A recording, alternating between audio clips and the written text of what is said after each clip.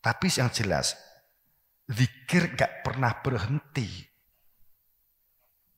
Karena berfungsinya kehidupan itu jika ada zikir.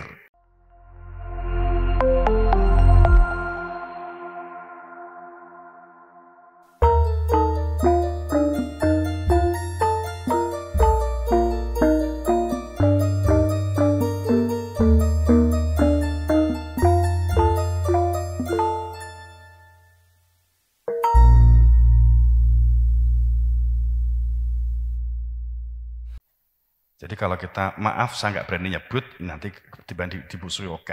Tapi saya hanya mengatakan sebenarnya sebagai contoh saja.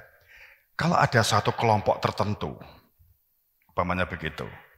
Sekarang ini posisinya terus diserang oleh negara lain. Pemberontakan, sekarang lagi rame.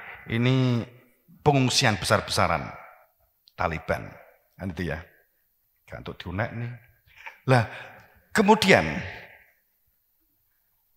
kalau menurut ayat ini kan harus koreksi.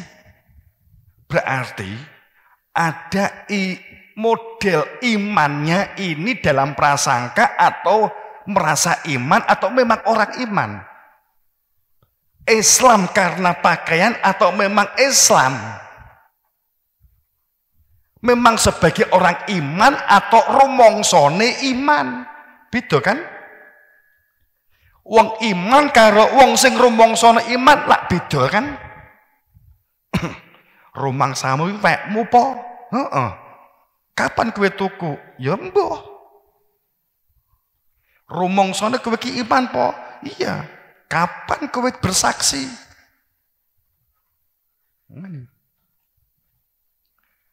Kenal karo Nabi Muhammad wae ora kok. Berarti rumangsa iman.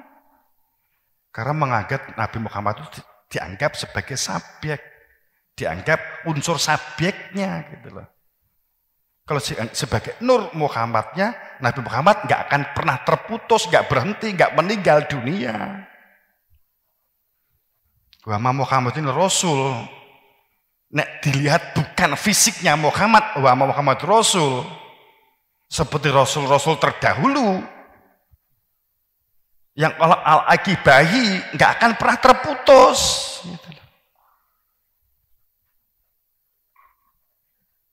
Rasulullah tatro, sambung kait mengikat, kan gitu ayat-ayatnya.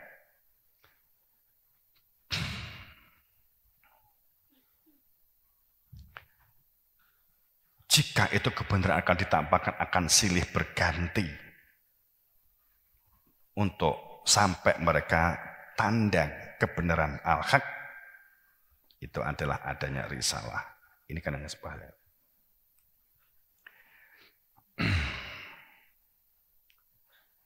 Jadi ini kan anomali, kejadian, meletus, banyaknya penyakit, saiki corona ya hebat, meninggal hebat, banyak tokoh-tokoh yang meninggal juga banyak.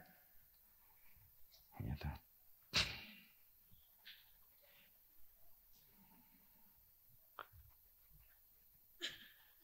Wong bar ndonga meninggal dicek kena corona kan gitu kan. Apa berarti bagi orang beriman yang benar enggak ya kesenggol, diserempet sebagai ujian ya kesenggol. Enak sing kesenggol ta. Kenapa corona? Kenapa duhon? Nah, itu. Kan tandanya kemunculan kebenaran kan ada 4 pola tadi ya. Banjir kan wis suwi ya. Banjir bandang, rob, seterusnya itu kan tonton. Puting beliung dan seterusnya. Balhum fisaki ya abun, karena hidup mereka itu bermain-main tidak mengetahui kepastian. Sehingga hidup berada di dalam ketidakpastian dan ambigu. Sehingga menemui banyak atau kompleksitas kehidupan. Sehingga masalah itu banyak yang dihadapi.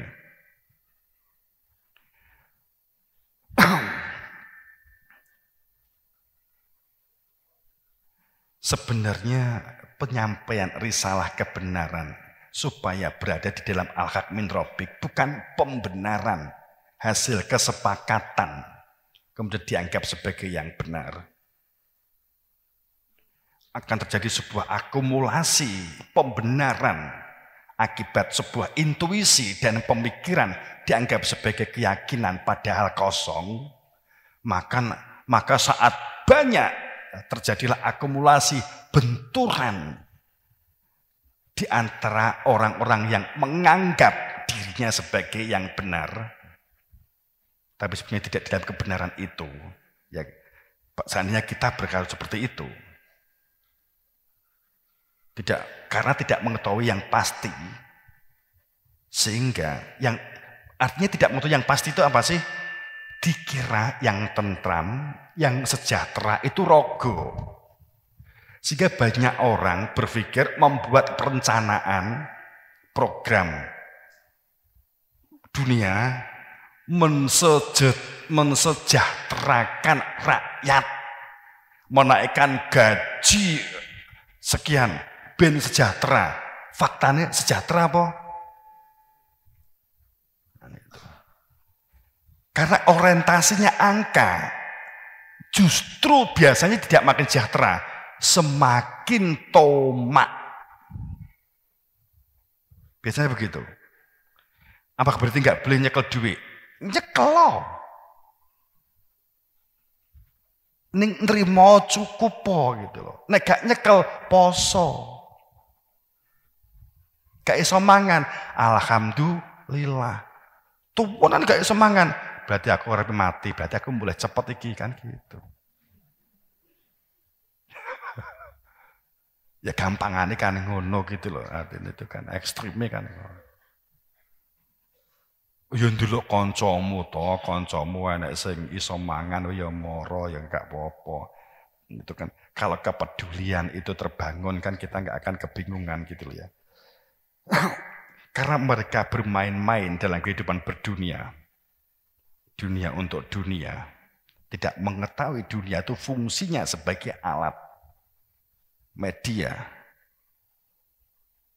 untuk dapat menghantarkan kembali kepada Tuhan diri yang berada di dalam diri, di dalam jiwa ini, untuk dunia ini jadikan alat untuk menuju kepada Tuhan. Saat kita tidak memiliki ilmu, tidak tahu tentang ilmu itu, ilmu tentang keberadaan Tuhan, akhirnya tujuannya ya lahir kesenangan, bukan kebahagiaan.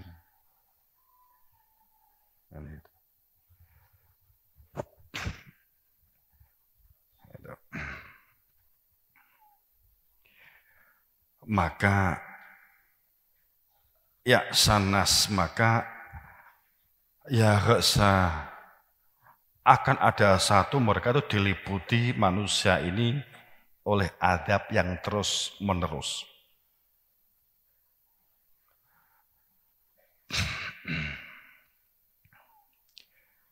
Makanya waman aradu antikri yang sering sekali kan ini kita mendengar dari sana-sana. Barang siapa yang berpaling dari zikir sehingga hatinya kosong, tidak ada kehadiran Tuhan yang punya nama Allah di dalam dirinya, tidak mengenal hakikat jati diri manusianya yang berada di dalam dirinya, mimma isah, maka hidupnya dunka, sempit, judek, panik, bingung pada saat sedikit ada masalah tentang dunia. Wa nasru yaumal qiyamati a'ma, dan pada saat dibangkitkan kesadaran, dibangkitkan meninggal dunia, dibangkitkan dirinya, artinya rohe cepot. Kebangkitan itu rohe cepot. Maka a'ma, maka buta. Wa man ya'sak an dzikri rahman. Siapa yang kosong seperti ini, nggak ada kehadiran, sehingga nggak mengenal tujuan hidup, untuk apa hidup, kemana hidup, bagaimana hidup dijalani, sesungguhnya dunia itu bagaimana, tidak pernah diketahui. Inilah orang yang an-dzikri, orang yang berpaling dari zikir, mereka yang kosong. nuqayyid lahu syaitonan, maka hidupnya akan dipengaruhi oleh setan, dikendalikan oleh setan. Di hidupnya akan selalu dalam prasangka. Setan itu cirinya ini. Serda prasangka dalam don. Kemudian setan yang kedua cirinya meri. Mudah meri. Ketiga, mudah terbawa iming-iming. Enggak pernah bisa membedakan antara kebutuhan dan keinginan. Cirinya iri, dengki. Ini ciri perilaku-perilaku setan. Sehingga melihat si A iri, si B iri, si C iri. Kancane tuku nganggo klambi iri, dengki. Tuku motor kancane roh iri, dengki. Kancane rabi, iri, dengki, pengen rabi. Kancane mati, iri, pengen mati. Kancane kena corona, iri, pengen untuk corona. Itu pada saat digubel dengan perilaku setan. Maka awa ajibutum anja'akum dzikron min rabbikum ala rajulin minkum. Ayatnya sangat jelas. Akibat manusia tidak percaya dan merasa heran. Gumun. Ajibetum. Gumun. Ajib. Gendengan. Ya kan begitu. Apa iya sih? Muhammad Nuh kuwi Rasul. Kadung kita percaya untuk membina kita, mendampingi kita supaya tanah ini subur. Kita sudah terlanjur membantu ternak kita masukkan ke perahunya. Ujungnya kok dia ini ngaku Rasul, kurang ajar itu. Ajibetum, kurang ajar itu. Anja'akum, saat dengan sungguh saya datangkan zikir, ilmu yang menjadikan adanya kehadiran di dalam hati perihal keberadaan Tuhan yang punya nama Allah, supaya Allah dikenali sebagai Tuhan, bukan dikenali sebagai hantu. Min rabbikum, min rabbikum. Zikir min rabbikum, zikir dari Tuhan kamu. Allah, ada keterlibatan hamba sebagai sistem Rob, menunjukkan yang punya nama Allah. Ala rajul, seseorang dari kalangan kelompok di antara kamu sendiri. Supaya kamu dapat disebut sebagai orang yang bertakwa. Dan supaya kamu, hidup yang kamu jalani di dalam rahmat. Kan begitu ayatnya. Walau alam loh ya, saya kan menyampaikan ayat. Ya boleh ana dhewe. Tapi yang jelas, zikir gak pernah berhenti. Karena berfungsinya kehidupan itu jika ada zikir. Tapi zikir itu beda dengan wirid. Iki sik buangkah akeh sing jumbo. Dia ulang-ulang bareng rumah saku wis koyo dadi menir lambiku ki aku. Zikir, ingatan keberadaan Tuhan di dalam hati, nek wirid itu cangkem. Muni Allah, Allah, Allah, Allah, Allah, Allah, Allah. Itu gak wirid, itu bukan zikir, itu wirid. Nek zikir itu saat wirid Allah, artinya zikir yang punya nama. Saat lesannya berwirid Allah, matanya membaca Allah, matanya membaca Allahu la ilaha illa huwal hayyul qayyum la ta'khudhuhu sinatun wa la naum. Artine zikir ada kehadiran Dia yang maha hidup, Dia yang qayyum, yang tegak.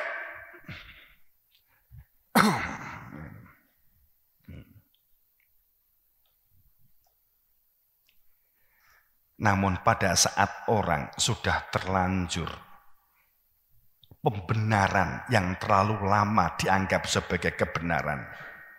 Walau ja'athum kullu ayatin hatta, meskipun datang kepada mereka segala macam keterangan hingga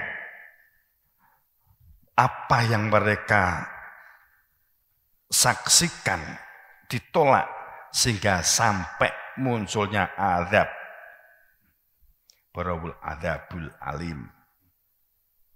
Padahal lama amanu kasafna, tatkala mereka bisa menerima bahwa iman itu adanya risalah, zikir, dan ada yang berhak, hak sah dan menang menunjukkan apa itu yang disebut zikir dan metodenya zikir, ini loh zikir itu dari hak menang dan sah, maka kami akan hilangkan dari mereka azab berbagai bentuk penyakit dan pandemi yang menghinakan dalam kehidupan dunia, dan kami akan barokai kepada mereka sehingga wujudlah perilaku di dunia ini perilaku yang harmonis, yang serasi dan selaras. Kan ini ayat.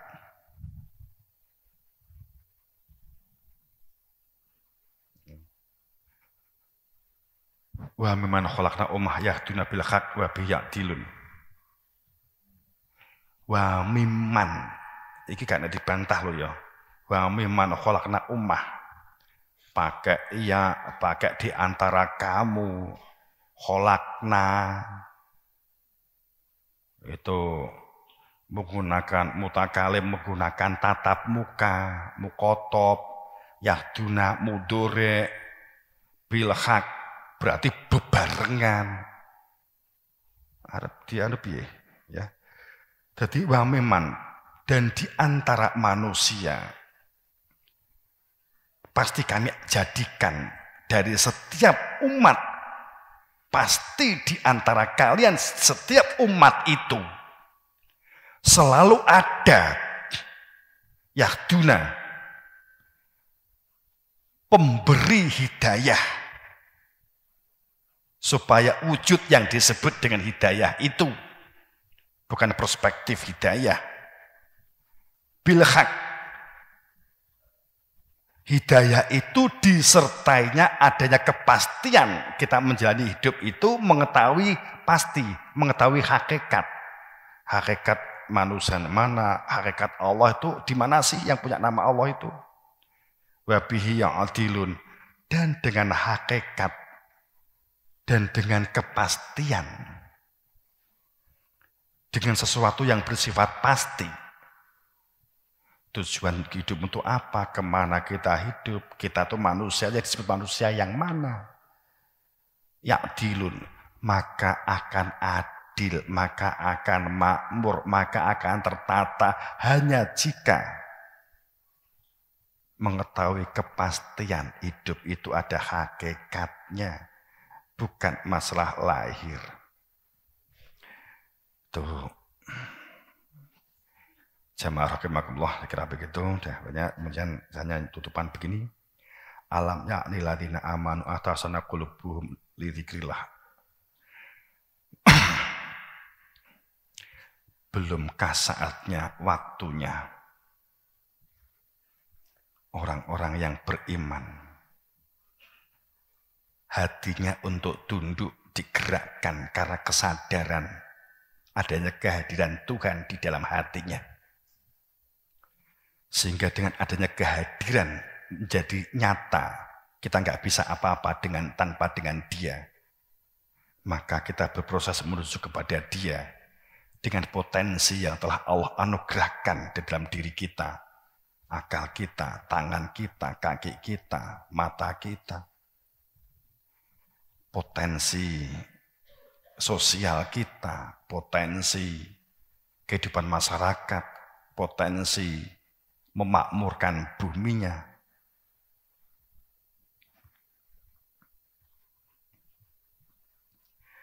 Belum saatnya kah membangun bebarengan dan kebersamaan yang didasarkan atas kesadaran sebagai hamba. Karena ada kehadiran Dia yang punya nama Allah. Ada kehadiran al-ghaibnya. Yu'minuna bil ghaib. Belum saatnya kah